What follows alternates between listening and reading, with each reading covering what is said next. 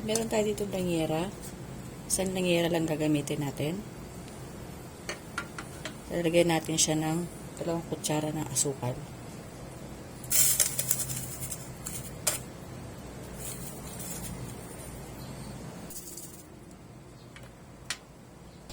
Then, sisindihan natin yung kalan over low heat.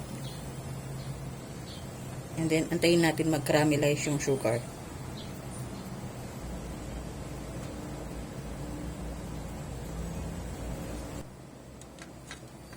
So, once na-caramelize na yung ating sugar at naging amber na yung kulay niya, kagaya nito, set aside muna natin siya at hayaan muna natin siya lumamig.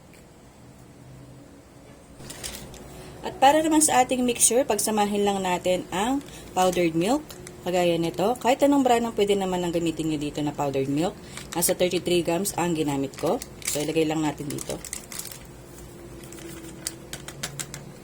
Then, maglalagay na tayo ng 1/4 na tubig. 1/4 cup. Ang 1/4 cup. Haluin lang natin until matunaw yung ating powdered milk o milk powder. Once tunaw na ang ating milk powder, ay maglalagay na tayo dito ng 3 kutsara ng asukal. Pwede nyo bawasan kung ayaw nyo na masyadong matamis. Haluin natin ulit until matunaw yung asukal. Once tunaw na yung asukal, ilalagay na natin yung 1 pirasong itlog.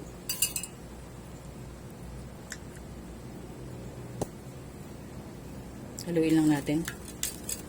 So, kung gusto nyo maramihan yung gagawin nyo, ay dagdagan nyo na lang yung ating ingredients. Haluin lang natin until mag-well combine. And then, maglalagay na rin ako dito ng 1/2 teaspoon ng vanilla. At konting calamansi juice para mabawasan lang yung lansa ng itlog at saka ng powdered milk. So, haluin lang natin. Once okay na yung ating mixture, kagaya nito, salain muna natin to ng 3 beses. So, gagamit tayo dito ng strainer. 3 beses yung pagsasala ko para sure na smooth yung ating leche flan.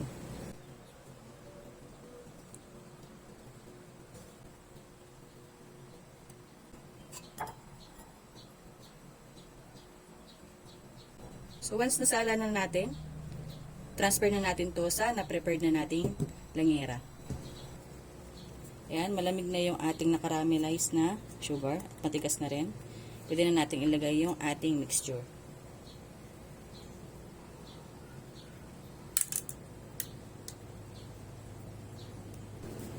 Tanggalin lang natin yung bubble sa taas. Pwede natin yung kuberan ng foil. Pero kung wala kayong foil, kagaya ko, ay pwede kayong gumamit ng plastic labo, kagaya nito. Balutin lang natin.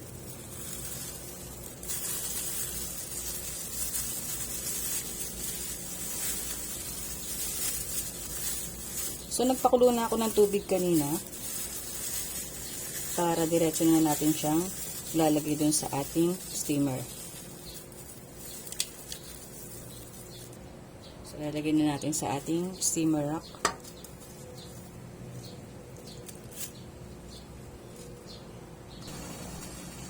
So, ayan, kumukulo na yung ating tubig. Then, set lang natin yung kalan over low heat.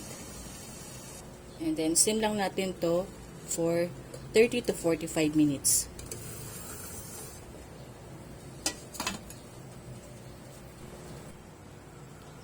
So, after 30 to 45 minutes, check na natin yung ating leche flan kung luto na.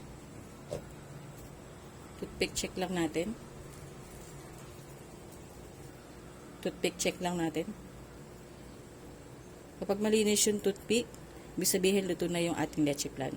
Palamigin lang natin. Mas okay kung lagay natin yan sa ref bago natin siya i-unmold.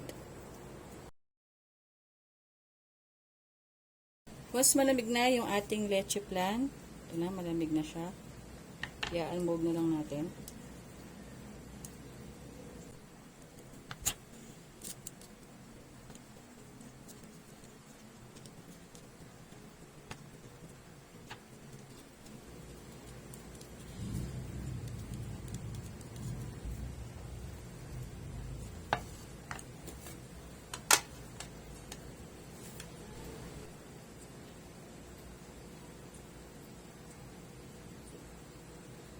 So, narito na yung ating leche flan using milk powder.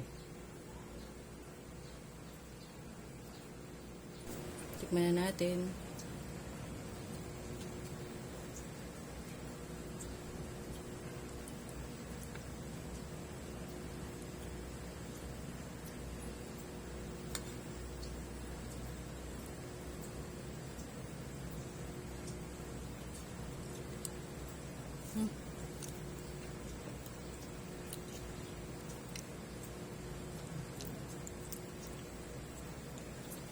Sarap.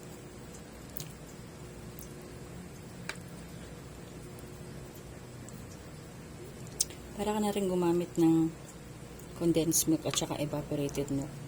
Kasing lasa lang na.